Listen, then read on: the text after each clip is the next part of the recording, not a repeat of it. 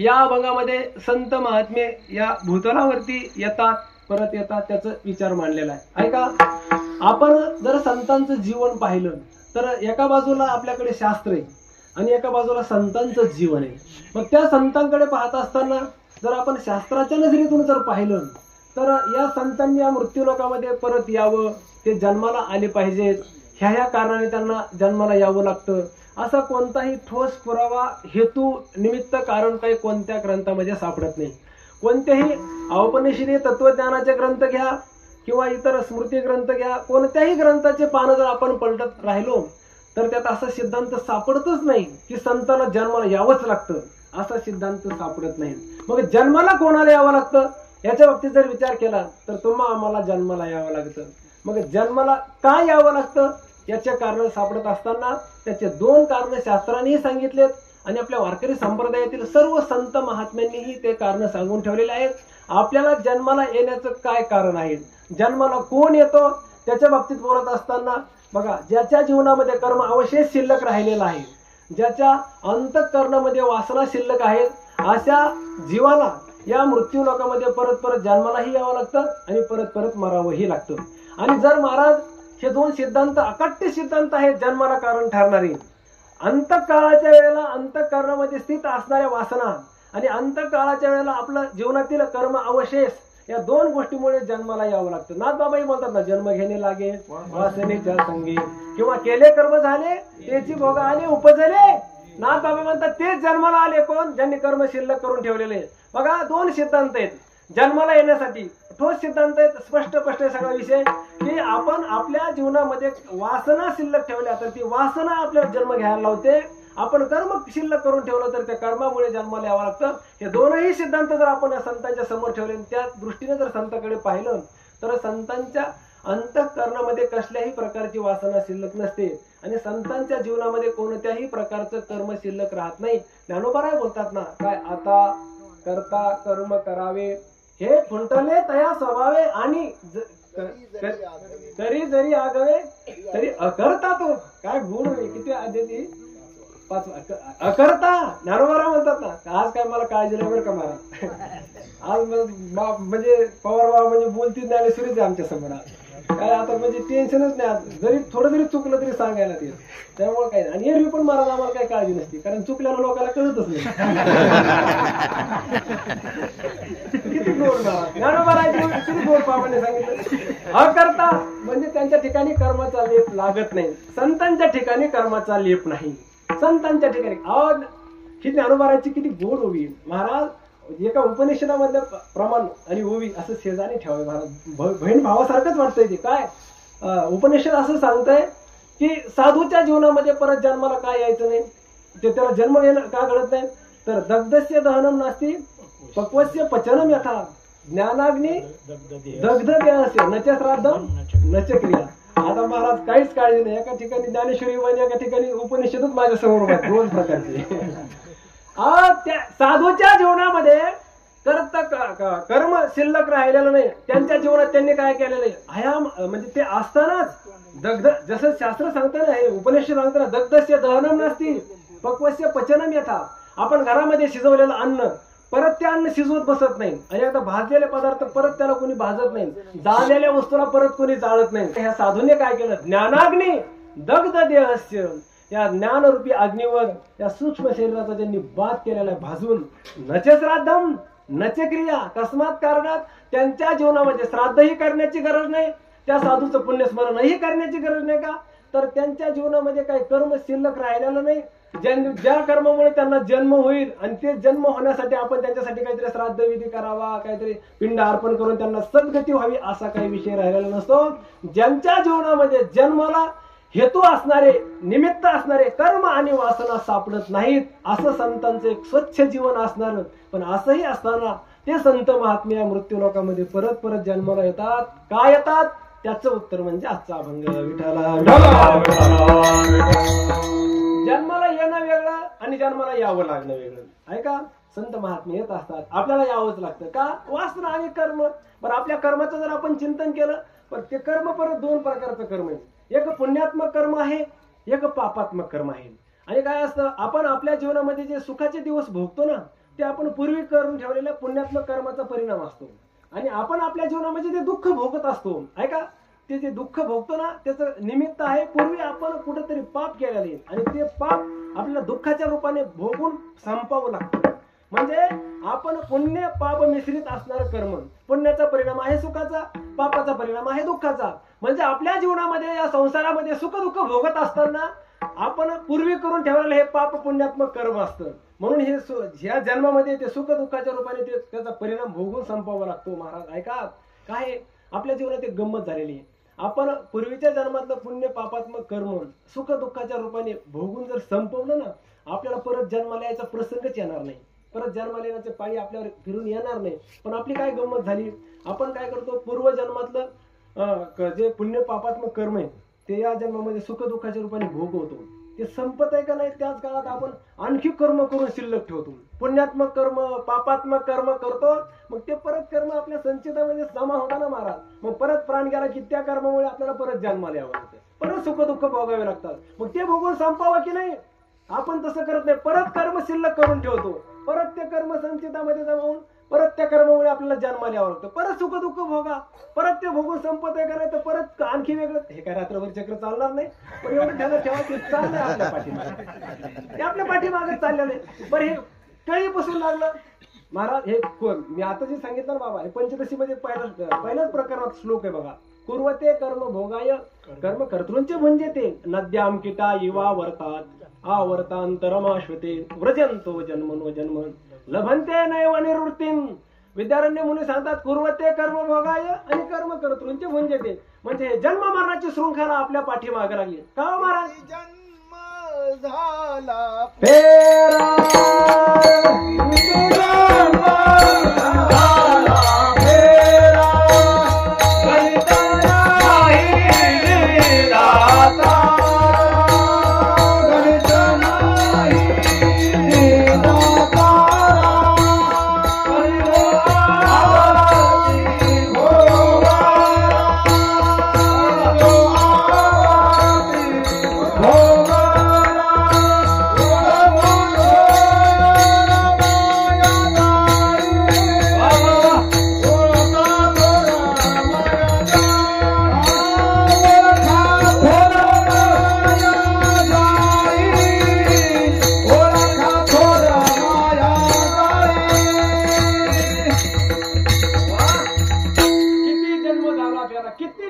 किती जन्म मरणाचे चक्र भोगले माहिती नाही. बरं महाराज, हे जन्म मरण आपल्या पाठीमागं लागलं, केव्हापासून लागलं, अनादी काळापासून लागलं. याचा काळ सांगता येत नाही. बरं महाराज, हे आमच्या पाठीमागं का, हे जन्म मरणाची शृंखला, हे चक्र आम्ही का भोगतो, याचं काय कारण काय का, त्याचं कारण शास्त्रांनी आणि संतांनी सांगून ठेवलेलं आहे. आपल्या ठिकाणी असलेलं आपल्या स्वरूपाचं अज्ञान, आत्मस्वरूपाच्या अज्ञानामुळे आपण हे जन्म मरणाचं चक्र भोगत आहोत. आत्मस्वरूपाचं अज्ञान म्हणजे काय, देवाचा पडलेला विसर.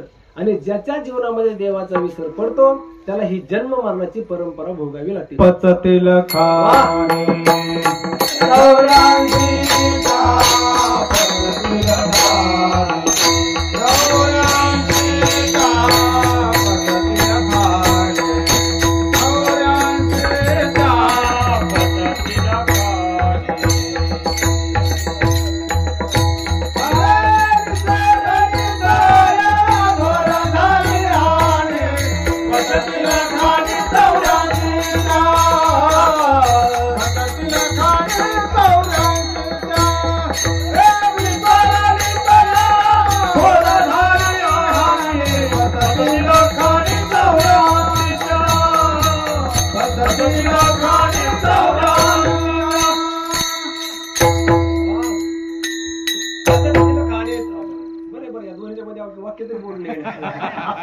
पचतेल खाणे 84 आहे तुकोबारा सांगत. ह्याला 84 लक्ष एवढीमध्ये कोणाला फिरावं लागतं, जे विसरले.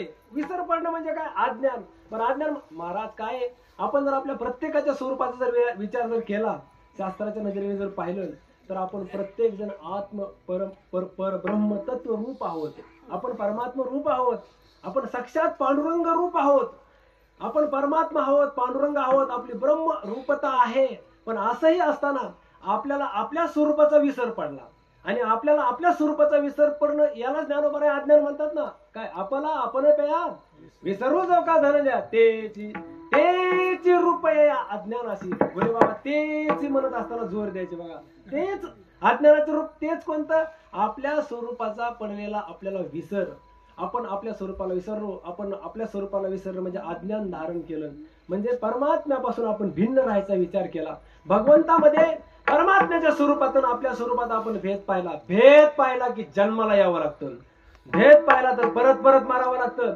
महाराज उपनिषद सांगतात की यत् उदरम अंतरम कुरुते अथ तस्य भयम भवति स मृत्यु माप्नोति य नानेव पश्यति इह नाना इव पश्यति स मृत्यु माप्नोति. म्हणजे जो परमात्म्यातून आपल्या परमात्मा भिन्न आहे माझा आणि परमात्म्याचा काही संबंध नाही असा जो जीवन जगतो ना त्याला जन्म मरणाला यावं लागतं. विठाला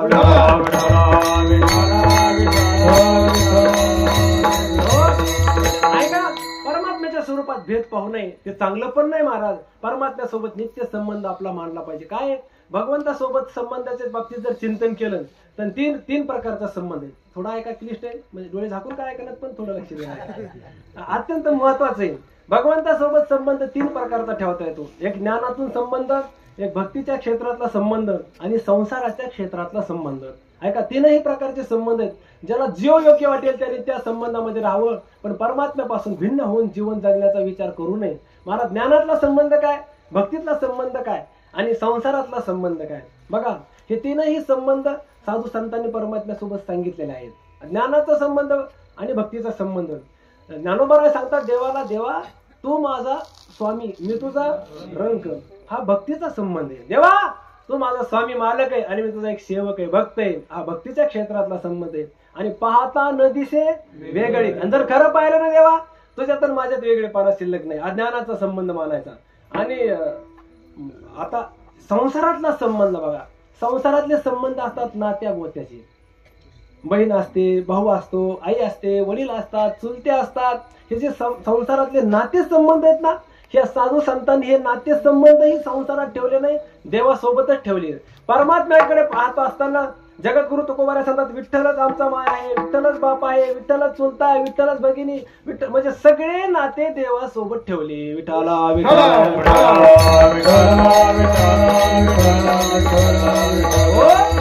भगवंताच्या स्वरूपामध्ये पासून संतांनी स्वतःला वेगळं ठेवलेलं नाही.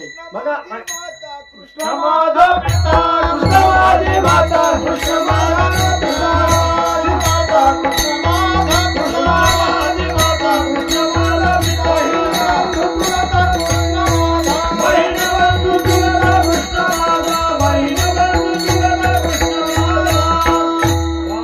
तुकोबारा म्हणतात हे सगळं देवच आमचा आहे. त्वमेव माताच पिता त्वमेव देवाला सगळं सर्व. कृष्ण माझी माता कृष्ण बहीण बंधू चुलता अनेक गोता ठाव. तुकोबारा म्हणतात ना विठ्ठल बाप माई चुलता विठ्ठल भगिनी आणि भ्राता विठ्ठल्या विना चाड नाही गोता तुका म्हणे आता नाही दुसरे. आणि आमच्या जीवनामध्ये सगळं नाते गोते काय गणगोत असेल ते आमचा परमात्मा आहे. परमात्म्यासोबत संबंध आहे. महाराज ऐका साधू संतांचे भक्तांचे कसे विचार असतात. हनुमंत एक रामायणामधला प्रसंग आहे फार गोड प्रसंग आहे. प्रभू रामचंद्र आणि हनुमंतराय अयोध्येमध्ये बसले होते तेव्हा आता लंकेवर विजय प्राप्त झाला होता. सगळे अयोध्येला आले होते आणि बरेचसे जेवढे काही त्या युद्धामध्ये सहभागी होते आपापल्या गावी निघून गेलेले होते. पण हनुमंतराय काय जायला तयार नाही. हनुमंतराय नित्य प्रभू रामचंद्राच्या सेवेमध्ये प्रभू रामचंद्राला सोडायलाच तयार नाहीत. कोण हनुमंतराय नित्य सेवेमध्ये. एके दिवशीचा प्रसंग आहे. प्रभू रामचंद्र आणि हनुमंतराय असे बसलेले असताना प्रभू रामचंद्राने बोलणं चाललं इकडे तिकडच्या गप्पा वगैरे झाल्या. आता नारळ वगैरे देऊन उठणार आपले हे नुसतं उठणार असा प्रसंग उठणार अशा वेळेला प्रभू रामचंद्राने विचारलं कस्तम तू कोण आहे. प्रभू रामचंद्र हनुमंतरायला काय म्हटले तू कोण आहे. आता बघा हनुमंतराय विचार करायला मी कोण आहे. धक्का बसला ना महाराज. भेट कुठे झाली अरण्यामध्ये पंपा सरोवरावर. बरं जेव्हा भेट झाली तेव्हा नाही विचारलं तू कोण आहे. बरं तिथून पुढे जेव्हा भेट झाली त्यावेळेला प्रसंग असा होता पत्नी चोरीला गेलेली होती दुःख होतं. मग त्यावेळेला मी ह्यांच्या पत्नीचा शोध करण्यासाठी लंकेला जाऊन आलो. तिथून सगळं हे पत्र वगैरे सगळं दाखवलं. तुमची पत्नी आहे काय काळजी करू नका घाबरू नका भेट सगळं मी त्यांना सांगितलं. बरं एवढंच नाही तर पुढे ते वाली सुग्रीवाचं युद्ध झालं. लंकेवर रावणासोबत युद्ध करायचं तर सगळं 18 पद्म वानर सैन्य पाठीमाग उभा केलं ना. त्यावेळेला बरं विचारलं सैन्याचा सरसेनापती कोण आहे, तेव्हा नाही विचारलं. बरं एवढंच नाही, त्या समुद्रात जाण्यासाठी रस्ता नाही महाराज, तर तिथं पूल आम्ही तयार केला, मोठमोठे पर्वत टाकले, दगड टाकले, मार्ग केला. त्यावेळेला जवळ येऊन नाही विचारलं तू कोण आहे. एवढं नाही तर भावाला बाण लागला, लक्ष्मणाला शक्ती लागली, युद्ध करता शक्ती लागली. त्यावेळेला भाऊ मूर्छित अवस्थेमध्ये असताना मी ते डॉक्टरला घेऊन आलो. मग ते डॉक्टर सापडा ते सगळं हॉस्पिटल उचलून आलं, सगळं घेऊन आलो. त्यावेळेला नाही विचारलं कोण आहे आणि आता विचारता कोण आहे, असं हनुमंतराय म्हणले नाहीत. मला हे सांगायचं, आपण जर असतं सगळं उकरून काढलं असतं महाराज. काय असतं हनुमंतराय महाराज, हनुमंतराय सामान्य नाही, हनुमंतराय बुद्धिमताम वरिष्ठम. अरे बुद्धीमध्ये श्रेष्ठ आहेत हनुमंतराय. खरं सांगू का, जास्त परिचयाच्या माणसाला तू कोण आहे असं कधी विचारू नये.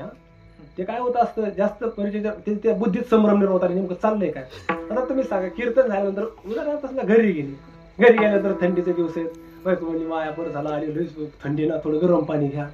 गरम पाण्याचा ग्लास भरून हातात दिला. तुम्ही ते ग्लास हातात घेतल्याबरोबर बायकोला जर विचारलं तू कोण आहे, बायको काय म्हणलो, पटकन गाडी बोलवा आणि कुठे पाठवा, येरवाड्याला. मला वाटलं दुसरीकडे, इकडे पण येरवाडा. ते बरोबर आहे ना, ते बुद्धीत भ्रम निर्माण होईल नाही, चाललंय काय म्हणून. महाराज हनुमंतरायला काय वाटत, हनुमंतराय सावध झाले. देवा मला विचारता तू कोण आहे. ऐका देवा, प्रभू रामचंद्र म्हणले, ऐका तुम्ही मला प्रश्न विचारला तू कोण आहे. देवा तुमचा प्रश्न एक आहे, एक प्रश्न आहे, तू कोण आहे, कस्तम कोण आहे. माझं उत्तर आहे का देवा, तुमच्या एका प्रश्नामध्ये 3 प्रश्न लपलेले आणि त्या 3ही प्रश्नाचे उत्तर माझ्याकडे आहे. देवा ऐका, तुम्ही जर तू कोण आहे, तुम्ही जर मला प्रभू रामचंद्रा, तुम्ही जर मला देहाच्या दृष्टीने तू कोण आहे असं जर विचारत असाल तर देह दृष्ट्या तू दासोहम. देहाच्या दृष्टीने देवा मी तुमचा दास आहे, दास.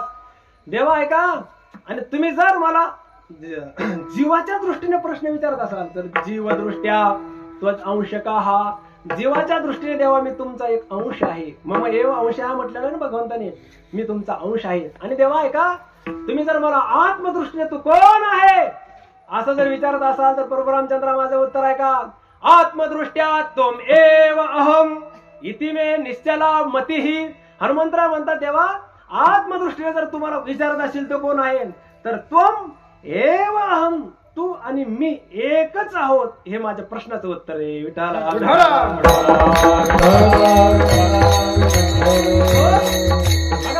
आता प्रभू रामचंद्राला हनुमंतरायांनी प्रश्न विचारला तू कोण आहे. हनुमंतरायचं उत्तर काय आहे, देहाच्या दृष्टीने तुझा सेवक आहे, जीवाच्या दृष्टीने तुझाच अंश आहे आणि आत्मदृष्टीने तू आणि मी एकच आहे. किती सुलभ उत्तर दिलं का नाही महाराज. हनुमंतरायाच्या या प्रश्नाचं उत्तर ऐका, किती गोड आहे. हनुमंतराय या प्रश्नाचं उत्तर देत असताना देवाला म्हणत नाही, देवा काय ओळखत नाही का, काय मला ओळखत नाही, मी अंजनीचा मुलगा आहे, मी पवन पुत्र आहे, मी वायू नंदन आहे असं म्हणतात तो हनुमंतराय. असं म्हणत नाहीत. देवाला वेगळं ठेवून आपला हनुमंतराय परिचय देत नाहीत. महाराज आपण परिचय देत असताना देशाने, कालाने, वस्तूने, संबंधाने परिचय देत राहतो. एखाद्या माणसाला जर ते पाहिलं की ते म्हणतात काय महाराज काय चाललंय, आपण जर त्यांना म्हणलं का हो, काय काय बरेच माणसं असे असतात, त्यांना म्हणलं ना काय पण तुम्हाला ओळखलं नाही, थोडं पाहिल्यासारखं पण असं काय वाटत. ते म्हणतात काय महाराज आम्हाला तुम्ही ओळखत नाही. अहो पालखी सोहळ्यामध्ये ज्ञानोबाराच्या पालखी सोहळ्यात तुम्ही ज्या दिंडीत चालतात त्याच दिंडीत आम्ही चालतो होतो ना गेल्या वर्षी, त्याच दिंडीत चालत. म्हणजे सासवडच्या घाटामध्ये, देव्या घाटामध्ये चालत असताना तुमची भजनाच्या वेळीत पुढे चालत होते, माग तुमच्या पाठीमागच्या वेळीत आम्हीच चालत होतो आणि तुम्ही ओळख नाही. पण काय पाहिलं, अहो महाराज त्या सासवडच्या घाटामध्ये ते छत्र्या वाटत होते ना, तिथं आपण छत्र्या घेताना सोबतच होतो. असे लोक कोणी म्हणजे त्या सासवडचा घाट तिथला संबंध ते सांगून म्हणलं अहो पण काय जाणवत, अहो काय जाणवत नाही. ते घाट चढण्याबरोबर त्या ट्रक आंबे वगैरे वाटतात तिथे ते आपण तुमच्या सोबत होतो. बरं एवढंच नाही, पाऊस पडत होता, तुमच्या चपलीवर मागून माझा पाय पडला, चप्पल तुटली होती का तो मीच आहे असं काहीतरी सांगणार.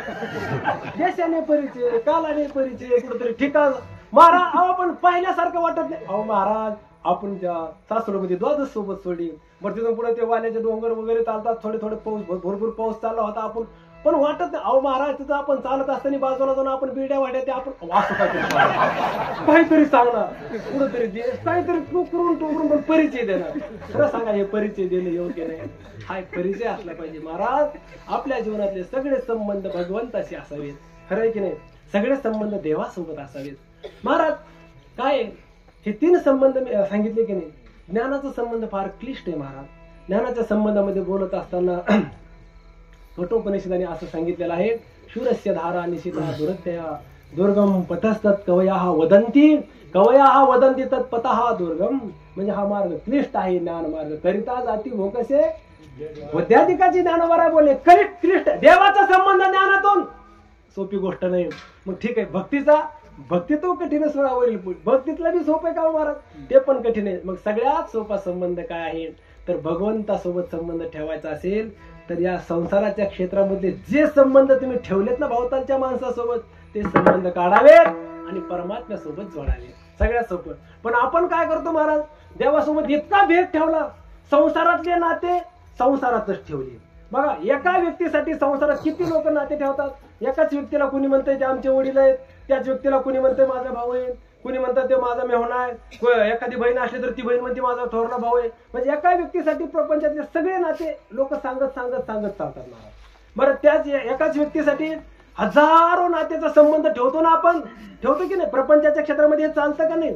बरं त्याच व्यक्तीचा चुलता भेटला तर चुलता संबंध काय सांगतो, माझा पुतण्या. बरं मामाची भेट झाली तर मामा म्हणतात तो माझा भासा लागतो, आई म्हणते माझा मुलगा आहे, वडील म्हणतात तो माझा मुलगा, आजोबा म्हणतात माझा नातू आहे. बरं सासऱ्याची भेट झाली तर सासरे म्हणतात माझा जावई, सासूबाई म्हणते माझा जावई, बायकोची भेट झाली तर बायको म्हणते माझा बैल आहे. आपलं ते हे नवरा आहे, नवराच म्हणायचं तुम्हाला. वरती भावनेच्या भरात झाले. मी तुमच्या सर्वांची क्षमा मागतो. काय असते बोलण्याच्या घाई गडबडीत वगैरे माझ्या कुण्या दरवर्षी चुका कुठं ना कुठं घडत राहतात सारखे. मी मस्त प्रयत्न पण करतो महाराज. काय होतं काय असतं काय हे सगळं पाडलेलं बरं का कृष्ण महाराज, हे आपल्याला आवरायचं असतं. सगळा पसारा पुरून पटकन पाहिल्या चरणार घेऊन पहिली पुन्हा शेवटची चाल हे ते जय विठ्ठल चहा पाणी हे सगळ्या गोष्टी माणूस घाईमध्ये निघत बोलता बोलता हे शब्द असतात. भावनेच्या भरात कधी कधी खरंच बोलून जातं माणूस. असं होतं तुम्ही हे सगळं विसरून जा, मंडपाच्या आताच सगळं विसरून जा. असं काय माझं बोलण्याचा भाव नव्हता. पण आता हे आपण प्रपंचामध्ये ठेवलेले नाते गोते संबंध म्हणजे आपण परमात्म्यापासून फार दूर आलो. परमात्म्याच्या ठिकाणी अज्ञान ठेवलं आणि ज्ञानाचा प्रयोग आपण संसारात करत राहिलो म्हणून आपल्याला ही जन्म मरणाची परंपरा भोगावी लागते. भगवंताच्या ठिकाणी अहो महाराज आत्मस्वरूपाचं अज्ञान आलं की भेद ज्ञान आलं, भेद ज्ञान आलं की अनुकूल प्रतिकूल ज्ञान, अनुकूल प्रतिकूल ज्ञान आले की राग द्वेष धर्म अधर्म पाप पुण्य म्हणलं की त्याचा परिणाम आला. तया ते भोगावया यावे देहाय का अगा कर्मीचा उरावे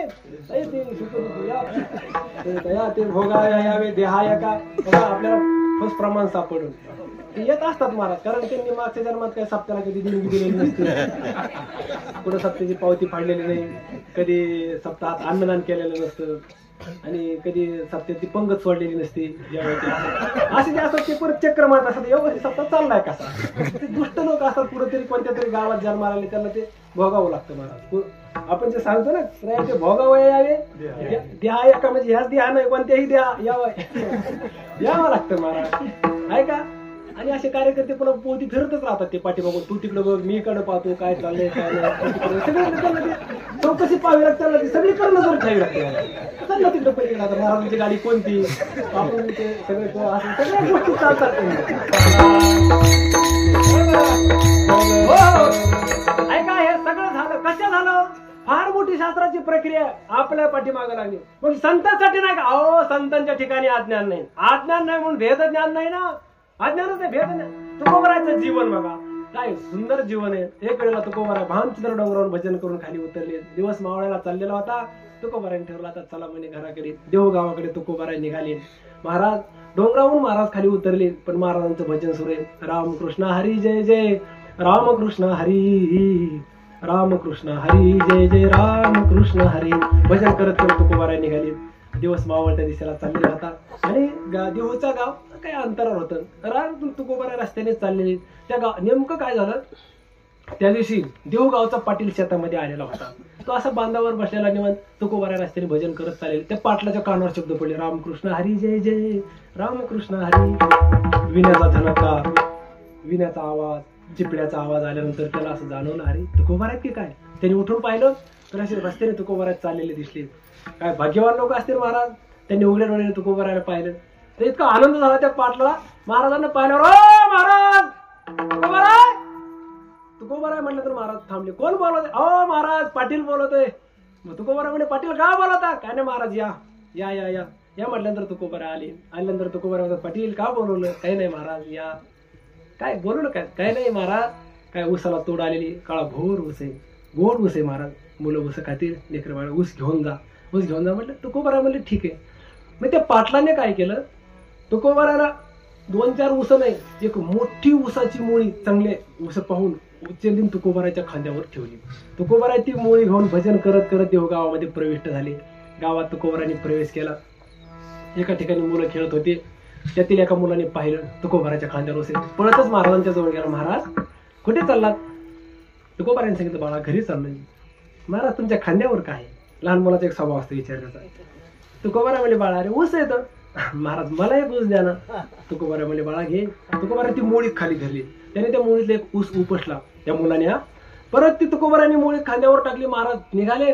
तो मुलगा ऊस खात खात जिथं मुलं खेळत होते ना बाकीचे तिथं आला. मला अरे असे काय बसले तुम्ही? बघा तुकोबाराय चालले, बघा गोड ऊस आहे फार, बघा बघा महाराज ऊस घ्या. ते सगळेच मुलं उठले. महाराज खेळता खेळता ते जागेवर पळत गेले. महाराज महाराज महाराज आम्हाला ऊस ऊस. तुकोबाराय म्हणले बाळांनो घ्या. तुकोबारायने ती मुळीच खाली ठेवली. प्रत्येक मुलाने यावं, त्या मुळीतला ऊस उपसावा. सगळे ऊस संपले महाराज. फक्त एक ऊस शिल्लक राहिला, एकच ऊस. आणि तो एक ऊस घेऊन तुकोबाराय घरी निघाले. ऐका तुकोबारायचं जीवन असे, जी ऊसाची मोळी खांद्यावर असताना तुकोबारायच्या चेहऱ्यावरची प्रसन्नता आहे ना, तीच प्रसन्नता खांद्यावर एक ऊस असताना पण तितकीच आहे. तितक्याच आनंदामध्ये तुकोबाराय घरासमोर आले. घरात प्रवेश केला. घरात प्रवेश केल्यावर तुकोबारायचे 4-5 अपत्य ती मुलं पळत आले. म्हणजे भागीरथी वगैरे असे आले. बाबा ऊस ऊस. तुकोबाराय म्हणले घ्या बाळांनो. मग त्यांनी असे छोटे छोटे तुकडे करून खायला बसणार. तेवढ्यात आईसाहेबांनी पाहिलं. आईसाहेब महाराजांच्या जवळ आल्या. का हो म्हणले महाराज पतिदेवा तुम्हाला ऊस कुणी दिला हे सांगा. तुकोबाराय म्हणले अगं काय झालं, मी भानसदर डोंगरावर येत होतो, पाटलाने पाहिलं, पाटलाने ऊस दिला. पाटलाने ऊस दिला. तुम्ही पाटलाचा ऊस का आणला? तुकोबाराय म्हणले का आणला म्हणजे? का आणला म्हणजे? अहो त्या पाटलाला काय भीक लागली काय एक ऊस दिला? घरात 4-5 मुलं राहतात, त्याचा भिकाऱ्याचा आणला कशाला? असं म्हणलं. तुकोबाराय थांब ना काय गावचा पाटील म्हणून घेतो एक ऊस देतो आणला काय? तुकोबाराय म्हणले अगं पाटलाला शिवाय देऊ नको. पाटलाचं चुकलं नाही. पाटलाने एक अख्खी ऊसाची मुळी दिली होती. अख्खी ऊसाची मुळी दिली. मग बाकीचे ऊस कुठे टाकले महाराज? म्हणजे तुकोबारायच्या मंडळी म्हणले बाकीचे ऊस कुठे आहेत?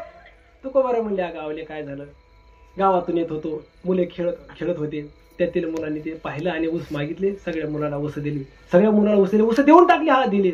मग एक तरी कशाला आणला? असं बोलण्याची पद्धत असते बरं. मला काय तसलं माहिती नाही त्यातलं. पण एक तरी कशाला आणला? तुकोबाराय म्हणले अगं आवले ऐक काय झालं, मुलं ऊस मागण्यासाठी आली, मी ऊसाची मुळी खाली ठेवली, सगळे मुलं संपले आणि ऊस शिल्लक राहिला म्हणून ऊस घरी आणला, नाहीतर तो पण आणला नसता. काय तुकोबारायचे या फक्त असेल. आई साहेब मानतात महाराज तुम्हाला इतका पण भेद असू नये का? इतकं पण कळू नये का? आपले मुलं, गावातले मुलं, इतकं पण भेद असू नये. तुकोबाराय म्हणतात आगावले भेद पाहणारे आपण कोण? मुलामध्ये भेद. आणि मुलं हे मुले नसतात, मुले म्हणजे देवा घरची मुले असतात. त्यांच्यात काय भेद पाहणार महाराज? काय तुकोबारायचं जीवन आहे. आमच्या गुरुजी मारुती बाबा पुरेकर सांगत असतात बरं हे प्रसंग. विचारसागराची ही प्रक्रिया ना, भेदज्ञान अज्ञान हे ह्याच्यामध्ये काय संतांच्या ठिकाणी भेद नाही. आता हे झालं तुकोबारायचं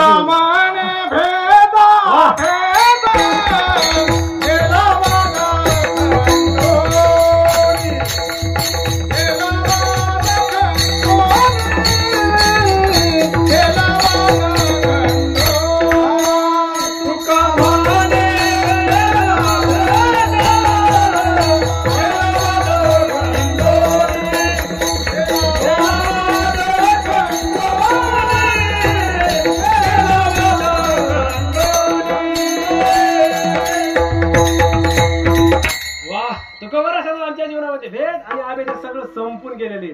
म्हणजे आपल्या मुलात आणि दुसऱ्याच्या मुलामध्ये तुकोबाराय भेद पाव काय व्यापक वृत्ती असेल तुकोबारायची महाराज. आणि तर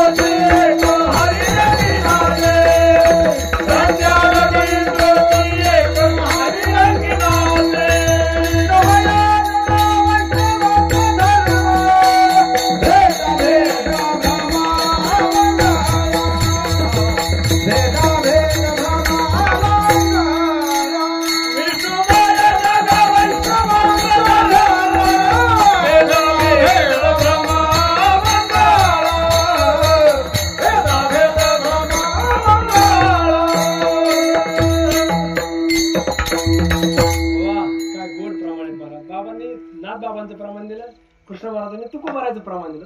दोनच प्रमाण आहेत महाराज. विषय विरक्त जाया अपपर नाही, काय भाव आहे नाथबाबांचा. ज्या सांगताच्या ठिकाणी माझा आणि परका भाव नाही आणि भेद अभेद अमंगळ आमच्यासाठी.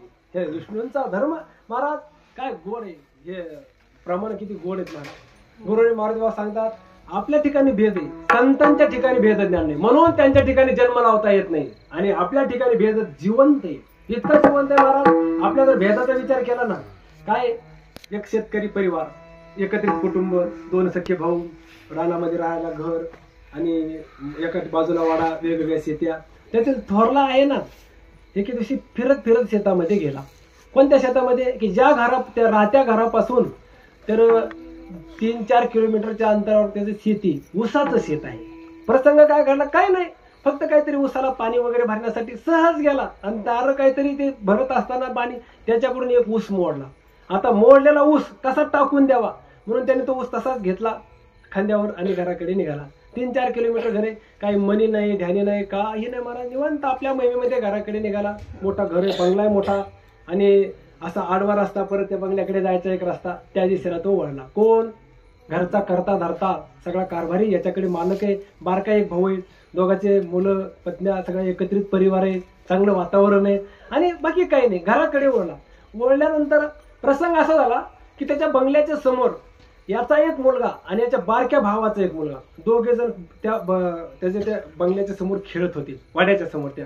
आणि ते मुलं खेळत होते. ह्याच्या मनी नाही ध्यान खांद्यावर एक ऊस घेतलेला आपल्या घराकडे निघाला आणि समोर ते मुलं पाहिल्याबरोबर त्या मुलाकडे पाहिलं, त्यांनी पण पाहिलं.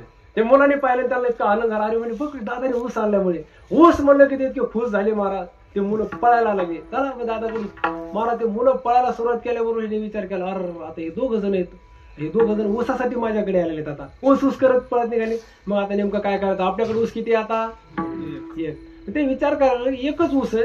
आता ह्या ऊसाचे 2 तुकडे होणार. आता 2 तुकडे केल्यानंतर 2 भाग झाले, एक गोडाचा भाग आणि एक वरचा शेंड्याचा भाग. मग आता नेमका जास्त ऊस गोड हा बुडा कोण असतो का शेंड्या कोण करू? हा वा, बरोबर, नक्की विचार करा बरं.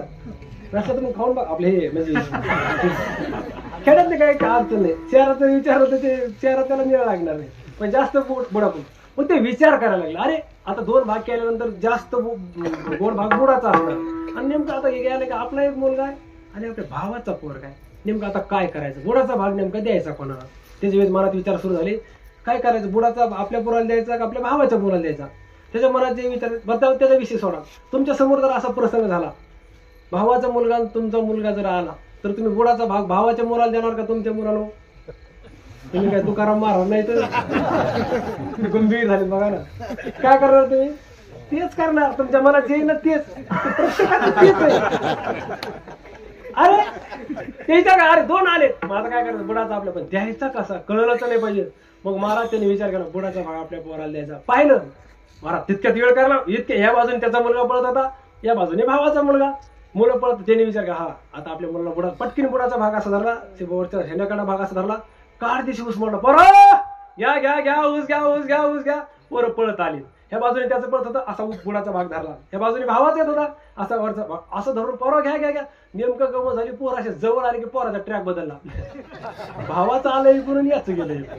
आता काय करायचं, पोरं घ्या घ्या घ्या घ्या ऊस, बरोबर असं धरलं. काय लोक हुशार असतात महाराज. बरोबर त्याने आपल्या मुलाला बुडाचा भाग दिला महाराज भावाचा. पोराच्या काय मनात पाप महाराज. लहान आले मुलं खात खात ऊस निघाले, त्यांच्या मनी नाही ध्यानी नाही. पण याने जे असं धरलेले कातर धरले होते ना, हे याच्या बारक्या भावाच्या बायकोने खिडकीतून पाहिलं. ती म्हणजे, पाटील हो द्या रात्र, हो द्या संध्याकाळी, हो द्या संध्याकाळी, सगळ्याचे जेवण खावणं हो द्या, येऊ द्या त्याला घरात. त्याला म्हणजे कोणाला बरोबर बायला नाही, नवऱ्याला. नवरा म्हणायचं येऊ दे त्याला घरात. संध्याकाळ झाली महाराज, सगळ्याचे एकत्रित परिवार सगळे जेवायला खावायला. बाईसाहेब महाराज अगोदरच लाल बुंद होऊन रूम मध्ये बाहेर आल्या नाही. थोरली मालक जेवायला, धाकली मालक तिथं विचार करते, तर आपलं केंबाळ जे आपली ही बायको जेवायला दिसत नाही. दिसत नाही काय गडबड काय मराठवाड्यात तसं बोलतात. प्रत्येकाने भाषा कधी बारकाईने ऐकू नका. हो होतं कधी कधी आपलं जे कुटुंब दिसत नाही. इकडे कुटुंब म्हणते का काय मिस्टर मिसेस कुटुंब काय जी शब्द आहे दिसत नाही. ते घाबरल्यासारखं. महाराज त्यांनी कसं कसं जेवण केलं, जेवण झाले, थोरले मालक थोरल्या घरात गेले, धाकले मालक धाकल्या त्याच्या राहत्या म्हणजे मिस्टरांच्या घराकडे निघाले. हळूहळू पाय टाकत जसा घराचा दरवाजा जवळ येईल तसे तसे छातीचे ठोके वाढत चाललेले, हात पाय लटलट कापलेले, गाडी अशी परिस्थिती झालेली. महाराज परिस्थिती जवळजवळ दरवाजा आता झालं काय असेल, दरवाजा पुढे केला त्या बाईसाहेब अगोदरच लाल बंद झालेला. त्याने असा आधार दरवाजा लटलट म्हणजे मी असं इतकं सांगत नाही बरं का, त्याने दरवाजा ढाकला. दरवाजा एकदाच पुढे केल्याबरोबर महाराज लाल दिवा लावून आरटीओची गाडी दारातून बापरे लाल बस जाग्यावर. ते म्हणलं काय काय नाही जाग्यावर भरायचं जाग्यावर. आग नाही तुला काय मी सांगते जाग्यावर भर. तुला काय तुला बोलायचं नाही. ते म्हणलं आग म्हणायचं नाही मी सांगते ना जाग्यावर. ते म्हणलं आग नाही. ते म्हणलं हे बघ तुला मी सांगते नाही. बस खाली बसा खाली बसा म्हणले तू बस. काय जेवण असतं मला जायगर म्हण तू घरच्या हात झालंय काय तुला झालंय काय मी सांगते. आणि उठा आता आपले उठा आता उठा उठला बरं दार पुढं. हा दार पुढं घरात बायकोने सांगितलं का हो ह्या घरात तुम्ही राहता. हा राहतो. तुमचे बंधू राहतात एकत्रित परिवार आहे. मग या घरामध्ये माझ्या बापाने तुमच्या पदरी घातलेले काय कमी. मी कष्टात कुठं कमी, तुम्ही कष्टात कुठं कमी. अहो किती राबता किती कष्ट करता. पैशाचा व्यवहार थोरल्या मालकाकडे, सगळं कामधंदे तुमच्याकडे. तुम्हाला कधी हे माहिती का शिरूरला गेलते शिरूरला तरी गेलते कधी गाव सोडून जायचं. अहो आता तुम्ही मध्ये ट्रॅक्टर घेऊन गेले शिरूरला, ते खत आणायला गेलते. ध्यानात ठेवा. कुठं सभा माहित नाही, कुठं येणं नाही काय जीवन आहे तुमचं. नुसतं राबता ना. मी कुठं कमी, मी कष्ट करते तुम्ही पण कष्ट. अहो मग आता ती जरा मावळीत आली तुमच्याकडे पाहू. अहो काय सांगावं तुम्हाला, मी कालच लग्नातले फोटो पाहिले तर तुमचे गाल असे सफरचंदासारखे दिसत होते. आता तुमच्या तोंडाकडे पाहू वाटा ना रानडुकरासारखं चेहरा आपलं हे झालं तुमचं तोंड. अशी परिस्थिती झाली तुमची. काय तुमचं जीवन आहे. बाईसाहेब रागवले एकदा रागवले. आणि महाराज ते सांगितलं माझ्या बापाने माझा बाप कुठं कमी पडला. माझ्या बापाने काय कमी केलं तुम्हाला लग्नाच्या टायमाला. महाराज एकदा लाडकी बहीण रागवली ना ते सगळं उकरून काढणार. फार अवघड असतं महाराज लग्नाच्या टाइम. माझ्या वरातीला तुम्ही रुसून बसले वाहनासाठी तर परण्यासाठी महाराज तुम्हाला रुसून बसले तर माझ्या बापाने तुम्हाला बसासाठी गाडवान आपले घोडा घेऊन आला ना. ते सगळ्या गोष्टी तुम्ही आता फुटून बसले एवढं माझ्या बरं एवढंच नाही. ध्यानात ठेवा या घरामध्ये माझ्या बापाने कोणतीच वस्तू कमी दिलेली नाही. सगळ्या वस्तू दिल्या. टीव्ही दिलेली, वेगवेगळे पंखे दिले, रॅक दिलं, कपाट दिलं, वेगवेगळे भांडे दिले, ताट दिलं, तांब्या दिला, वाटी दिली, वस्तारा दिला. आपले सगळ्या वस्तू दिल्या. एक तरी बार काही ऐकणार काय कमी केलं. आता बघा हे भेद ज्ञान तुम्हाला सांगतो. ते मला तुला झालंय काय नाही मी सांगते तेच होणार. ते मला मी सांगते तेच होणार. ते मला महाराज तिने अशी रात्रभर हवा भरली. इतकी हवा भरली सकाळी असं फुगलं. तुम्ही म्हणता महाराज नेमकं रात्रभर काय बोलली मला तेवढंच माहिती होतं. महाराज काय झालं सकाळच्या उठल्यावर थोरल्या भावाला गेला दादा जय हरी मला जय हरी घालतो. हा जय हरी दादा काय तुझं काय नाही आजच्या आज वाटण्या होणार. थोरला म्हणून अरे झालंय काय नाही आजच्या आज या कडेची त्याकडे प्रत्येक शेतामध्ये दोरी लागणार. घरातील प्रत्येक वस्तूचे 2 तुकडे होणार. आजच्या आज वाटणे होणार. तो थोरला म्हणा अरे तुला झालंय काय नाही मी सांगतो तेच होणार.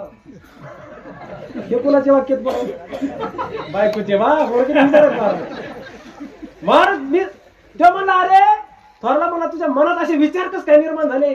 अरे आपण एकत्रित राहतो. पैशाचा कारभार मी पाहतो, सगळे पाठीमागचा व्यवहार तू पाहतो, सगळे व्यवस्थित चालले. अरे सगळा परिसर न वाचतो. काय एकत्रित कुटुंब आहे काय गुन्ह्या गोविंदाने राहतात. आपल्या सगळ्या परिसरामध्ये आपलं नाव झालंय. किती एकत्रित परिवार आहे. तुला झालंय काय. तो धाकला मला दादा झालंय काय नाही मला झालंय ते नंतर सांगत पण वाटण्या मात्र होणार. आजच्या आज होणार. आज बैठक लागणार. घरातील प्रत्येक वस्तूचे 2 तुकडे होणार. घरात जर पोळपाट जर असला ना त्याचे पण 2 तुकडे होणार. बेलण्याचे पण 2 तुकडे होणार. जुन्या काळात बरं का बाबा जुन्या काळात कट्टर वाटण्या असायच्या. आणि त्या कट्टर वाटणे त्याला म्हणतात की त्या ज्या घरात बेलण्याचे 2 तुकडे होतात का ती खरी वाटणी बघा. बेलण्याचे 2. मी खरंच एका घरी फेटा बांधत होतो आणि आर दबीर असं ते मला ओळखूच्या नाही. ते आजी म्हणलं हे काय असं ते जुन्या काळात असं मोठं बेल ना असं ते दांड इतकं असो. मी म्हणलं हे काय. ते आजी म्हणलं महाराज ते बेल नाही. म्हणलं असलं कसलं बेल. त्या म्हणलं महाराज जुन्या काळातलं बेल नाही. त्याचं कशाला विचारतो मी. म्हणजे असं कसं. त्या म्हणले ते अर्ध बेल नाही. म्हणलं अर्ध बेल नाही तुमच्याकडे कसं काय. त्या म्हणले म्हातारीने सांगितलं महाराज मी वाटलीच अर्ध बेल नाही घेतलं. मी विचार केला या अर्ध्या बेलाचा उपयोग काय हो. पोळपाट जर अर्धा घ्यायला भाजी वगैरे कापते काहीतरी उपयोग होईल. अर्ध्या बेलाचा उपयोग. ती म्हणली महाराज अर्ध बेल. तुम्हाला सांगायचं का अर्ध्या बेलाचा किती उपयोग असतो. त्या म्हातारीने सांगितलं महाराज अर्ध बेल फार मोठं औषध आहे.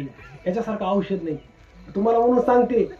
मी म्हणलं काय त्याचं. म्हातारीने सांगितलं महाराज नवरा जर येड्यावानी करायला लागला तर अर्ध्या बेल नाही हाणायचं. लवकर जागा येतो. म्हणजे त्या म्हातारीने सांगितलं तुम्ही काय मनावर घेऊ नका. मला फक्त सांगा जे झालं तेवढं सांगतो मी. फक्त झाल्याला सांगितलं महाराज. त्याला कट्टर वाटणी म्हणतात. कट्टर त्याला जी वाटणी एम लावून ते किती एम किती याला महाराज तो भाऊ म्हणला सगळ्या वाटण्यात तो थोरला म्हणा अरे झालंय काय तुझ्या मनात असे विचार का आले आत्तापर्यंत जे कधी. तो दाखला म्हणला दादा माझ्या मनात विचार नाही. काल 5 वाजता रानातून आल्यानंतर आपल्या दोघांच्या मुलासाठी तुझी कातर धरली ना उसाची कातर. तो अगोदर भेद पाहिला म्हणून पठ्ठ्यात दोरी लावणार. बघा आपण आपल्या जीवनामध्ये इतकं भेदाने जीवन जगतो. महाराज आपल्या मुलात आपल्या भावाच्या मुलात आपण भेद पाहतो. कुठे जगद्गुरु तुकोबाराय आणि कुठे आपण विठाला तुकोबाराय सारख्या संतांच्या ठिकाणी भेद ज्ञान नाही. जन्म नाही भेद ज्ञान नाही म्हणून अनुकूल प्रतिकूल राग देश नाही. राग देश नाही. धर्म धर्म आणि पाप पुण्य नाही.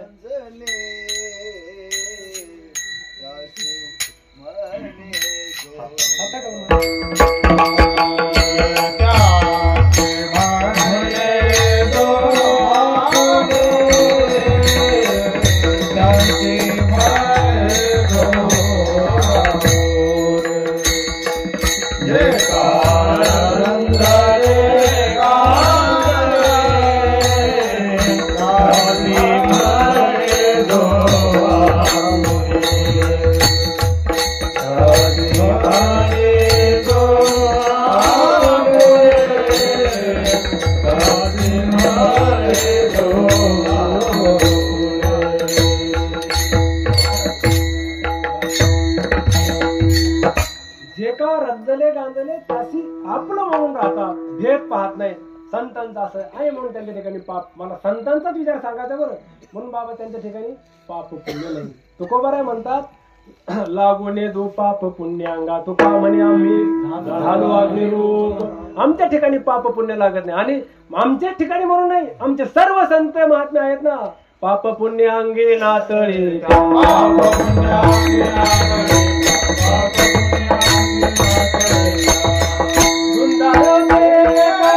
विष्णुदास जगी धुंदार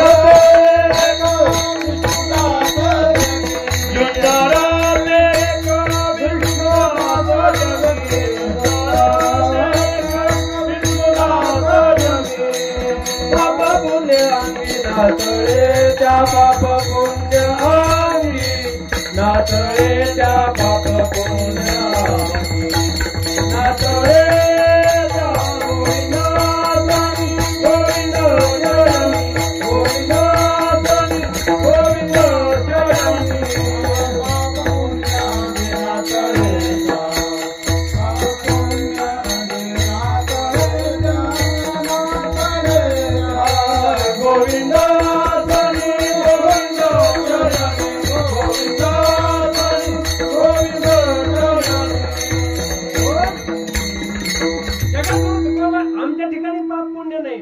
संतांच्याही ठिकाणी पाप पुण्य अंगे नातळे त्या संतांच्या ठिकाणी पाप पुण्य नाही. पाप पुण्य नाही म्हणून त्यांच्या ठिकाणी जन्म मरणाला कारण निमित्त हेतू कोणताही सापडत नाही. पण तरी पण संत महात्म्या मृत्यू लोकांमध्ये येतात. महाराज ते संत महात्म्या मृत्यू लोकांमध्ये येतात. आली ज्ञानोबाराय आली तुकोबाराय आली संत एकनाथ बाबा आले नामदेव महाराज आले चोखोबाराय आले गोरोबा काका आले सेना महाराज आले जोग महाराज सर्व संत महात्मे या मृत्यू लोकांमध्ये परत परत येतात. काव महाराज ते संत महात्मे येतात.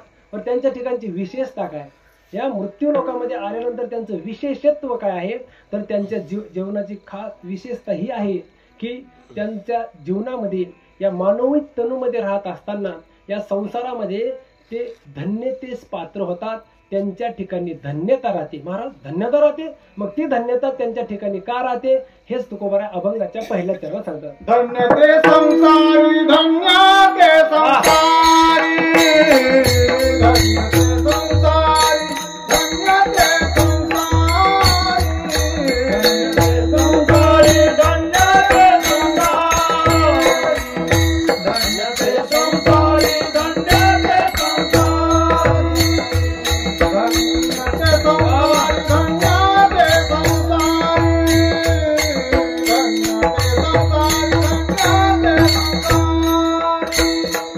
धन्य ते संसारी धन्य ते संसारी धन्य ते संसारी धन्य ते संसारी दयावंत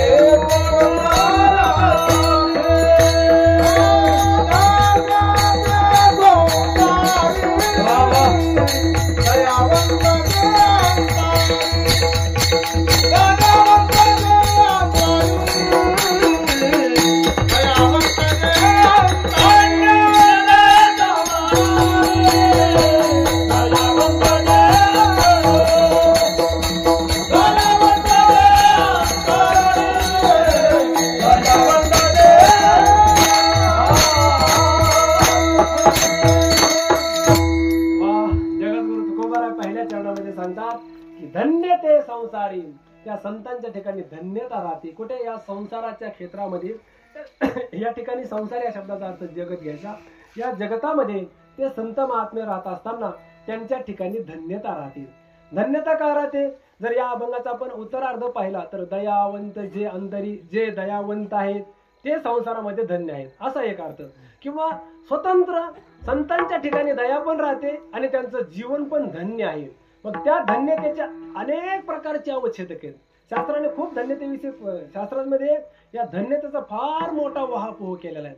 विद्यारण्य मुनीने पंचदशीमध्ये एक तृप्तीदीप नावाचं जे प्रकरण आहे त्याच्यामध्ये खूप विस्ताराने वर्णन आलेले आहे. त्याच्यामध्ये धन्यता कोणाच्या मुखात राहते आणि धन्यता कोणाच्या ठिकाणी राहते याचा विचार आलेला आहे.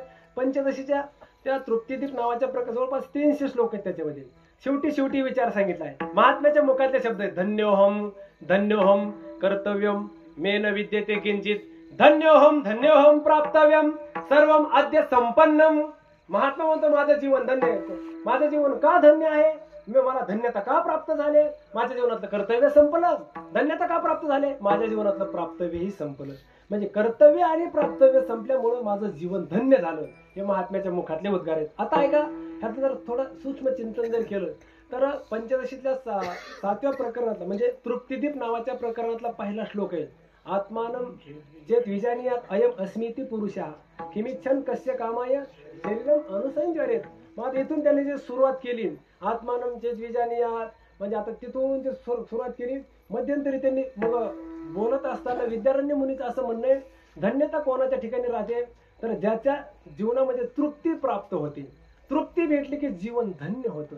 मग त्या तृप्तीमध्ये बोलत असताना विद्यारण्य मुनींनी ऐका फार महत्वाचे बरं थोडं ऐका.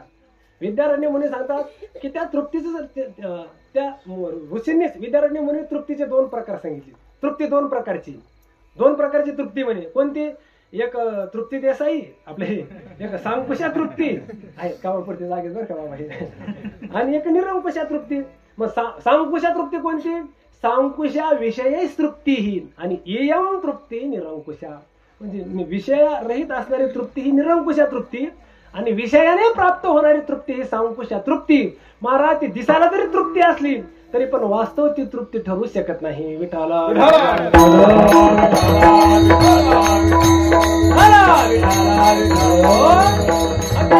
किती विषय प्राप्त झाल्यानंतर अंतःकरण तृप्त होईल. ती तात्कालिक तृप्ती असते. त्या तृप्तीच्या ठिकाणी अंकुश असतो. बघा कठोपनिषदामध्ये त्या नचिकेताचा आणि यमराजाचा संवाद आहे. छोटासा बालक आहे नचिकेत नावाचा. महाराज त्याच्या वडिलांनी त्याला सांग ताम मृतवे तदा आम्ही जा म्हणे तुला यमराजाला दिलं यज्ञामध्ये काही दान देताना. तो प्रकार फार मोठं आहे. मग त्याच्यामध्ये तो नचिकेत वडिलांच्या वरानुसार म्हणा शापानुसार म्हणा तो यमराजाच्या नगरीमध्ये गेला. बघा नचिकेत नावाचा छोटासा मुलगा आहे. यमराजाच्या नगरीमध्ये गेला. फिरत तो यमराजाच्या महालाच्या समोर येऊन उभा राहिला जिथं यमराजाचं निवासस्थान आहे. बघा तिथं समोर उभा राहिल्यानंतर त्याने जोरात आवाज दिला यमराज आहेत का? यमराज आहेत का घरामध्ये? असा आवाज दिल्यानंतर आतल्या खोलीत आवाज पोहोचला महाराज. आतल्या खोलीत त्या यमराजाची पत्नी काहीतरी कामात होती. ती झरकून बाहेर पळतच आली. दारात पाहते तर छोटासा मुलगा दिसला. तिने विचारलं, बाळा अरे कुठून आला, कुठून आला रे, तू माझ्यासोबतच आला. ते आश्चर्याने पाहू लागलं ना. मग ते म्हणले, अरे कुठून आला बाळा. त्याने सांगितलं, आई साहेब मी वागदार आपले मी मृत्यू लोकातून आलो. म्हटल्यानंतर त्याला आश्चर्य वाटले, अरे मृत्यू लोकातून यमराजाच्या मालापर्यंत तू तपश्चर्या बाळा इथपर्यंत पोहोचला. बरं बाळा ऐक ना, घरामध्ये चल, फार दूर आला, अन्न घे पाणी घे, घरामध्ये बस. असं म्हटल्यानंतर तो मुलगा सांगू लागला, आई साहेब मी तुमच्या मालकाला भेटण्यासाठी. मालक आहेत का घरामध्ये. तिने सांगितलं नाही, ते बाहेर गेलेले. बाहेर गेलेले किती दिवस झालं, बऱ्याच दिवस झाले गेलेले. बाहेर गेले कशा, कुठे गेले, कशासाठी गेले. यमराजाच्या बायकोने सांगितले, काय ते आज मंत्रिमंडळाचा शपथविधी राहिलेला आहे बरं आपले, हे ते बाहेर गेलेले. म्हणजे यमराजा पत्नीने सांगितलं बाहेर गेले. ते किती दिवस लागतील, 2-3 दिवस लागतील. ते आता सध्या येणार नाहीत, 2-3 दिवसाचा कालावधी आहे. ते लगेच बाळक खाली बसला. तो नचिकेत दारात बसला. दाराच्या समोर बसल्यानंतर त्या बाईने सांगितले, अरे घरामध्ये चल, अन्न पाणी ग्रहण कर. त्याने सांगितलं, आई साहेब ऐका, मी मृत्यू लोकातला आहे आणि मी हिंदू धर्मातला आहे. आम्ही ज्याच्या घरी जातो ना, त्या घराचे यजमान घर मालक जर घरी नसतील तर आम्ही त्या घरचं अन्न घेत नाही, त्या घरचं पाणीही घेत नाही आणि त्या घरामध्ये पाऊल पण ठेवत नाही. आमचा नियम आहे, मी येणार नाही. त्या यमराजाच्या पत्नीने सांगितलं, बाळा अरे माझे स्वामी यमराज त्यांना येण्यासाठी 3-4 दिवस लागतील. तोपर्यंत असंच बसून राहिला साहेब, अन्न पाणी घेणार नाही. 3 दिवस ते छोटासा मुलगा आहे नचिकेत यमराजाच्या दारामध्ये बसवून राहिला. महाराज 4था दिवस उगवला. यमराज आले. पाहता तर दारामध्ये छोटासा मुलगा बसलेला. चेहऱ्याकडे पाहिलं तर केविलवाणी चेहरा झालेला. यमराजाच्या अंतःकरणात दया निर्माण झाली. बायकोला आवाज आला, अगं बाहेर आहे. पत्नी बाहेर आली. अगं दिसत नाही का, दारामध्ये छोटासा मुलगा बसलाय, त्याला काय अन्न पाणी विचारावं की नाही. यमराजाच्या पत्नीने सांगितलं, अहो स्वामी तो आज बसलेला नाही, 3 दिवस झाले इथं बसू नये. 3 दिवस झालं बसू नये. अगं पण अन्न पाणी घेतलं नाही.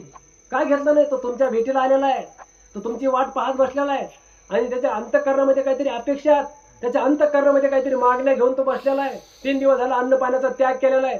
मग यमराजाच्या लक्षात आलं, बापरे 3 दिवसाचं उपोषण घडलं, 3 दिवस उपाशी राहिला आणि अंतःकरणामध्ये काहीतरी मागण्या आहेत. यमराज प्रसन्न झाले. कोणावर, नचिकेतावर. अरे 3 दिवस उपास केले तू, 3 दिवस अन्न पाणी वाचून तुझं तप घडलं. 3 दिवस उपास. ऐका नचिकेत काय 3 दिवस तिथं काय जपमाळ करत बसलेला, फक्त उपाशी राहिला आणि तेव्हा 3 दिवसाच्या उपोषणावर इतकं तेज निर्माण झालं. महाराज यमराजाच्या अंतःकरणात प्रेमाचा पाझर फुटला.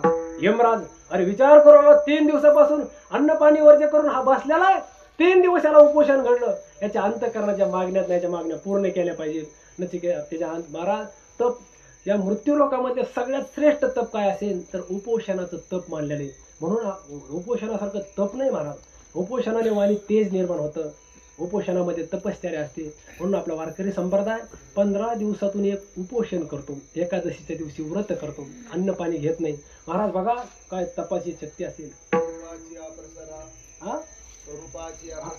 स्वरूपाची प्रसारा लागी प्राणेंद्रेश्वरा आटणी करणे ते चित्त. वा आटणी करणे विरा काय शब्द ते चित्त. महाराज आटणी करावी लागते, तप करावं लागतं. महाराज बरं का बाबा, तो नचिकेत उपनिषदात आलेला आहे. तो 3 दिवस उपोषण केलेलं नाही. महाराज 3 दिवसावर तो यमराज प्रसन्न झाले. अरे वा, 3 दिवस जर उपाशी राहत असतील आणि 3 दिवसामध्ये तुझ्या अंतःकरणात मागण्या ठेवून जर तू बसलेला या दारामध्ये उपोषण जर घडलं असेल तर मी तुला प्रसन्न बोल, तुझ्या काय जी इच्छा त्या सगळ्या इच्छा पूर्ण होऊन जातील. तुला काय मागायचं तर जर बोल. तेव्हा उपोषण झाला, उपोषणामुळे मी तुला प्रसन्न बोल, तुझ्या सगळ्या इच्छा पूर्ण होतील. नचिकेताने सांगितलं काय नाही, उपोषण केले माझी एवढीच मागणी पूर्ण करा. कोणती. नचिकेताने सांगितलं एवढं ओबीसीतून आरक्षण द्या. आपले काय सुनील झोपले काय आरक्षण आनंद. महाराज नचिकेताला त्याने 3 वर दिली. 3 वर महाराज 3 वरांमध्ये 2 वर समजले. वरानाम वर स्तुतीयम ब्रूही. मग 3रा वर मागायच्या वेळेला तो नचिकेत मला ब्रह्मविद्या सांगा, मला तत्वज्ञान द्या, जेणेकरून माझ्या अंतःकरणामध्ये तृप्ती प्राप्त होईल. अशी विद्या म्हटल्यानंतर तो यमराज म्हणाला, बाळा हे कठीण आहे, हे भेटणार नाही, हे शक्य नाही, तू दुसरं काहीतरी पर्याय माग. तुला वाटेल त्या वस्तू देतो. तू जर म्हणाला विधान परिषदेवर आपलं वर आमदार तर वर आमदारकीच पद देतो. तू जर म्हणाला पैसे पाहिजे ट्रक भर तर तुला ट्रक भर पैसे देतो. तुला म्हणतील मला बाबाकडून पैसे आले आहे का. ते सगळे प्रलोभन दाखवायला. आता आपला मुख्य विषय इथे आहे. नचिकेताला तो यमराज सांगू लागला, अरे ऐक, हे बघ तुझ्या सगळ्या इच्छा पूर्ण होतील, फक्त एवढं मागू नको तू, एवढं मागू नको. तुला वेगळं देतो ना 10% आपले हे वेगळं देतो ना तुला, ह्याचा आग्रह का धराला तू, वेगळं देतो ना. त्याने सांगितलं हे बघ तरी आपले हे यमराजा, मी ते बाकीचं काही नाही, बाकीच कोणतंही मी माझ्या मागण्यातून एक किंचितही मागं सरणार नाही आणि मी घेणार ते जे मागतोय तेच घेणार. असं म्हटल्यानंतर तो यमराज म्हणला, अरे बाळा ऐक ना, तुला मृत्यू लोकातलं सार्वभौम पद देतो. अरे जरी शपथविधी घेतली असती ना 2.5 वर्षात खालीवर करायचं माझ्या हातात. 2.5 वर्षात आपण सरकार बदलू शकतो. तुला पाहिजे का पद, मला भेट म्हणे. तो यमराज मला सांगायचा पदाविषयी प्रतिष्ठेविषयी. नचिकेताने सांगितलं मला कशाच घेणं देणं नाही, माझी जी मागणी तीच मागणी, मी मागण्यावर ठाम आहे. असं म्हटल्यानंतर यमराज सांगू लागले, बाळा तुला मी मृत्यू लोकातलं सार्वभौम पद देतो, तुला स्वर्गातील अप्सरा देतो, तुला सगळं सत्ता देतो, आयुष्य देतो, आरोग्य देतो. असं म्हटल्यानंतर तो नचिकेत सांगतो, महाराज तुम्ही जे मला देता ना त्या संसारातल्या वस्तू त्या कशात आणि ते भोग कसे. आता ऐका त्या नचिकेताच्या मुखातले शब्द ऐका. नचिकेत म्हणतो, स्वभावा मर्त्यस्य यदंत कैतत सर्वे इंद्रियाणाम जरयन्ति तेजः अपि सर्वं जीवितम अल्पमेव तवैव वाहास्तव नृत्य गीते. नचिकेत म्हणतो, महाराज यमराजा तुम्ही जे देता ना ते स्वभावा. हा स्वभावा या शब्दाची उत्पत्ती सांगत असताना भगवान भाष्यकार असं सांगतात, स्वे भविष्यन्ति न भविष्यन्ति वा इति एतत् संदेहमानम येषां भावः भवनं ते स्वभावः. म्हणजे या संसारामधले कोणतेही जरी विषय प्राप्त झाले तरी ते प्राप्त असलेले विषय उद्यापर्यंत टिकतील अथवा न टिकतील याची शाश्वती नाही. आणि असे असणारे विषय तुम्ही मला द्याल, त्या विषयात काय ना त्या विषयात प्राप्त करून फायदा काय नसेल. त्याचे भोग घ्या, बरं भोग घेण्यामध्ये शरीर साथ देणार नाही. अरे आरोग्य देतो, बरं आयुष्य हातामध्ये आयुष्य पण देतो. महाराज तो नचिकेत म्हणतो, अपि ब्रह्मणा अपि आयु अल्पम एव. महाराज नचिकेताच्या मुखातल्या शब्दाचे विस्तार करत असताना आनंदगिरी टीकाकार बघा, भाष्याच्या पंक्ती बघा, पुन्हा टिप्पणीकार बघा, त्यांनी इतका भर दिलेला आहे त्याच्यावर, त्या नचिकेतातल्या मुखातल्या शब्दावर. नचिकेत सांगतो, अरे ब्रह्मणा अपि आयु. आता हे आनंदगिरी टीकाकाराचं म्हणणं आहे, भोगेन तृप्ते हे संपादयितुम अशक्यत्वात् इति अल्पम एव. ब्रह्मदेवाचं जरी आयुष्य प्राप्त झालं आणि या संसारामध्ये म्हणलं ना विषय भोगत राहा, कधीतरी बाहेर लोक सोडतील, असं कोणी घडत नसतं. संसारामध्ये कधी तृप्ती होत नसते. न तृप्ते हे म्हणजे त्याच्यात तृप्ती होत नाही. विठाला त्याच्यामध्ये तृप्ती नाही. म्हणजे याच्या विषयामध्ये तृप्ती नसल्यामुळं विषयातून धन्यता कधी प्राप्त होत नसते. मग महाराज धन्यता प्राप्त होण्यासाठी जी तृप्ती संतांना भेटली, निरंकुशा तृप्ती, आणि मग ती निरंकुशा तृप्ती ज्याच्या अंतःकरणाला प्राप्त झाली त्याचं जीवन धन्य धन्य धन्य, त्याच्या ठिकाणी धन्यता राहत असते. महाराज एका ठिकाणी काय झालं बरं का, सुनील भाऊ कीर्तन करत होतो बरं का पवार बाबा. मी आता थोडं धन्यतेचा विषय आला म्हणून मी खूप वर्णन करून सांगितलं. तृप्ती कोणा, ज्याला तृप्ती भेटली तरच त्याचं जीवन धन्य होतं. ज्याच्या जीवनामध्ये तृप्ती नाही त्याचं जीवन धन्य नाही. धन्यतेसाठी तृप्ती हवी. इतकं विस्ताराने काही श्लोक पण सांगितले. कीर्तन झाल्यानंतर एक तरुण मला भेटला, ते म्हटलं, महाराज कीर्तनात तुम्ही तृप्तीचं लयच वर्णन केलं. मी त्याला बोलले, अरे मी नाही केलं, साधू संतांनी सांगितलं ते सांगितलं. पण महाराज ते म्हटलं, महाराज तुम्हाला एक सांगू का. म्हटलं बोल ना. ते म्हटलं, तुम्ही जे तृप्ती सांगत होता ना, तृप्ती ज्याला भेटली त्याचं जीवन धन्य, ती गोष्ट खरी बरं का. मी म्हटलं असं कसं काय बोलतो. ते म्हटलं, महाराज ते तुम्ही जे कीर्तनाला सांगत होता ज्याला तृप्ती भेटली त्याचं जीवन धन्य, महाराज मला पण तृप्ती भेटली, माझं पण जीवन धन्य झाले. मला आश्चर्य वाटलं, अरे तुझं जीवन धन्य. हा महाराज अहो काय तुम्ही बोलत होते राव, कीर्तन हे बघा हे 1000 रुपये आपले, म्हणजे काय काय काय नाही, मला इतकं त्याला आनंद वाटला. अरे म्हणलं असं कसं काय म्हणतो, तुला तृप्ती भेटली, वा वा खरंच तुझं जीवन, अहो तुझं जीवन धन्य. ते म्हणा, महाराज खरंच धन्य, मला तृप्ती भेटल्यापासून माझं ते आज तुमचं कीर्तन नव्हतंच, ते माझ्यावरच कीर्तन होतं म्हणजे. इतकं त्याला आनंद झाला. मी म्हणलं, अरे तुला तृप्ती भेटली. ऐक, तृप्ती भेटण्यासाठी ना साधना करावी लागते, साधनेचा आश्रय घ्यावा लागतो. अशी का तृप्ती करायचं नाही का, असं नसते. तृप्ती साधनेचा आश्रय घ्यावा लागतो. साधनेचा आश्रयाने साधनेच्या मागे लागावं लागतं, साधना करावी लागते. साधनेचा विचार असतो. मग तू काही साधना केली असेल काय? ते मला महाराज साधना, त्या साधनेचं तुम्ही नाव घेऊ नका. 5-6 महिने मी साधनेचा विचार करत होतो. साधनेचा काय वारा लागला नाही आपल्याला. पुन्हा तृप्ती, हा तृप्ती भेटली. मी विचार करावं, तृप्ती भेटली, साधना नाही महाराज. मग म्हणलं त्याला, म्हणलं हे बघ काय असतं, श्रुती वचनाच्या आश्रयाने तृप्ती भेटते. काय ते श्रुतीचा अभ्यास केला असेल तू. तेव्हा मला महाराज श्रुतीचा अभ्यास, श्रुतीवर मी बराच अभ्यास केला बरं का. मला जाणवलं की श्रुतीचा आपला मेळ बसणार. म्हणून साधना नाही, श्रुतीचा विषय नाही, मग तुला तृप्ती कस काय भेटली? साधी म्हणे. त्याला मी म्हटलं हे बघ, हे साधना श्रुतीचा विषय बाजूला ठेव. काय असतं, तृप्ती भेटण्यासाठी भक्ती तरी करायला लागते महाराज. भक्तीच्या मागे जर चाललं ना, पुढे भक्तीने धरली हाती, मागे ज्ञान वैराग्य, ह्या सगळ्या गोष्टी घडतात. भक्तीच्या जर मागे फिरलं तर ज्ञान पाठी, ज्ञान आलं की तृप्ती आली. भक्ती ज्ञान ह्याच्यात, भक्तीतच तृप्ती. त्याला म्हणलं अरे तू भक्तीच्या मागे फिरला असतील, भक्तीच्या मागे फिरल्यानंतर तृप्ती भेटते. असं कसं काय भेटेल? तेव्हा मला महाराज भक्तीच्या मागे 1 वर्षभर भक्तीच्या मागे फिरत होतो. हा मग मी म्हणलं उत्तर हेच आहे, भक्तीच्या मागे फिरला म्हणून तृप्ती. ते म्हणलं महाराज भक्तीचा आणि तृप्तीचा काही संबंध नाही. भक्तीच्या मागे, भक्तीचा विषय सोडून दिला तेव्हा तृप्ती भेटली. म्हणलं भक्ती नाही, श्रुती नाही, साधना, तुला तृप्ती भेटली नेमकं काय केलं, काय तू तर सांग ना. ते मला महाराज काहीच नाही केलं. आई वडिलांना सोबत घेतलं, मामाच्या घरी गेलो. आई वडील मामाच्या समोर बसले आणि आईने वडिलांनी आणि मी मामाला प्रार्थना केली, तृप्ती द्या म्हणून. मामाने उदार अंतःकरणाने तृप्ती दिली. मला आश्चर्य वाटलं की मामा साधू असेल आणि काय असं शक्तिपातातून तृप्ती भेटते. मामा साधू असेल, मामाने डोक्यावर हात ठेवला असेल, मग याला तृप्ती भेटली असेल. त्याला मी म्हणलं अरे खरं सांगू का, आम्ही त्या अर्जुन महाराज, रामेश्वर महाराज, भारतानंद स्वामी पंचदशी शिकलो, उपनिषद जिथे तृप्तीचं वर्णन नुसते पानं पलटिले आले आतापर्यंत. पण खरं सांगा का, आम्हाला आमच्या जीवनामध्ये तृप्ती भेटली नाही. अरे तुझा मामा साधू असेल, तू काय कर, मग तुझ्या मामाकडे घेऊन मला कळलं. मी त्याला म्हटलं मग तुझ्या मामाकडे जर मला घेऊन गेला तर तुझा मामा मला पण तृप्ती देईल. असं म्हटल्यानंतर ते मला महाराज मामाकडे एकच तृप्ती होती. आणि मग माझ्या लक्षात आलं की त्याच्या बायकोचं नाव तृप्ती होतं. त्याला सांगितलं भाऊ दिसायला तृप्ती, तुला आता तृप्ती वाटते पण नंतर अतृप्तच ठेवणार आहे. काय हे खरी तृप्ती नाही महाराज, नियम तृप्ती निरंकुशा. शास्त्राने सांगितलेली जी तृप्ती ना, ती तृप्ती प्राप्त झाली की त्याचं जीवन धन्य धन्य धन्य होतं महाराज.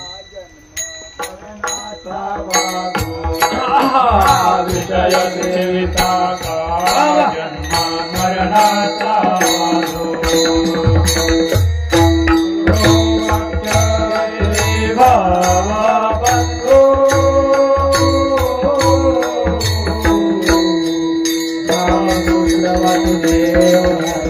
नंदे गणती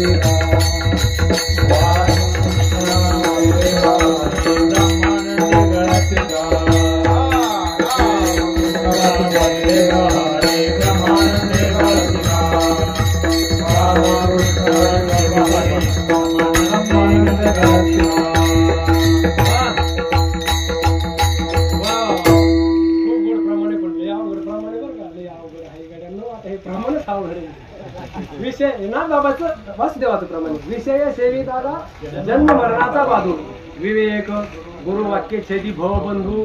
काय प्रमाणित महाराज आपल्या पाठांतरात जास्त पण गहनता किती बघा. आपला म्हणजे संतांच्या ठिकाणी सुप्तीत राहते म्हणून त्यांचं जीवन धन्य आहे महाराज. त्यांच्या जीवनामध्ये धन्यता राहते म्हणून धन्य ते संसारी. धन्यता राहते ते कसे आहेत तर दयावंत जे अंतरी, ज्यांच्या अंतःकरणामध्ये दया भाव राहतो. ऐका संपली आपली वेळ बरं का. कधी काय घडी पुढे गेली काय कळत नाही. चांगल्या वेळी त्या घडी जास्त स्पीड घेते बघा. ऐका ऐका काय सुखोबर आहे हेच चरण आहे. संसारामध्ये धन्यता आहे. हा संतांच्या ठिकाणी झालं का दयावंत जे अंतरी, संतांच्या अंतःकरणामध्ये दया भाव राहतो. ऐका एवढं सांगतो. संतांच्या अंतःकरणात दया भाव राहतो. हा अंतःकरणामध्ये दया आहे. दया म्हणजे काय, दयेचं स्वरूप काय, दया म्हणायचं कशाला. बघा दया शब्द आपण ऐकतो की नाही, प्रत्येकाने दया शब्द ऐकला की नाही. परवा इकडं बघा तरुण मंडळ मित्र मंडळ दया शब्द माहित नाही तुम्ही दया शब्द ऐकलेला आहे का. दया शब्द दया दया दया तुम्ही महाराज इतकं ऐकलेलं दया शब्द. हा पाठ झाला त्या खरं आहे का नाही. दया शब्द सर्वांच्या पाठ आहे. दया शब्द ऐकला नाही असं कोण सापडणार आहे महाराज. पण दया शब्दाचा अर्थ माहितीये का, महाभारतामध्ये व्यास मुनींनी दया म्हणजे नेमकं काय हे सांगितलं. आता एवढं आहे का, व्यास मुनी सांगतात आता काय एवढा दूर सहन करा आपल्या कीर्तन. आपण त्या शब्दाचा विचार भावार्थानंतर करूया. एकदा सर्वजण आपण अत्यंत प्रेमाने भगवंताचं भजन करून अगदी 2-4 मिनिटांमध्ये सेवा समाप्त होईल. विठोबा